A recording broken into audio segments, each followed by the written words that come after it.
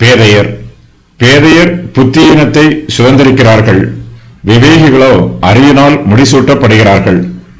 பாவம் அதை செய்கிற பாவிகளுக்கு இலச்சையையும் அவமானத்தையும் கொடுக்கும். பேதையர் பேதமையை விரும்புகிறார்கள், மனுஷருடைய பேதமையினால் அவர்களுக்கு ஒரு பிரயோஜனமும் உண்டாகாது. பேதையர் புத்தியினத்தை சுதந்திரிப்பார்கள், இவர்கள் தங்களை பற்றி பெருமையாக நினைத்துக் கொள்வார்கள்.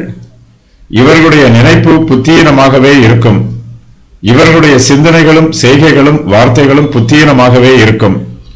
விவேகிகள் அறிவினால் முடிசூட்டப்படுகிறார்கள், விவேகம் ஞானிகளை கனப்படுத்தும். நம்முடைய அறிவும் ஞானமும் சமுதாயத்தில் நமக்கு நல்ல மதிப்பை கொடுக்கும். இவை நம்முடைய தலைகளில் கிரீடம் போல சூட்டப்பட்டு நமக்கு அலங்காரமாய் இருக்கும்.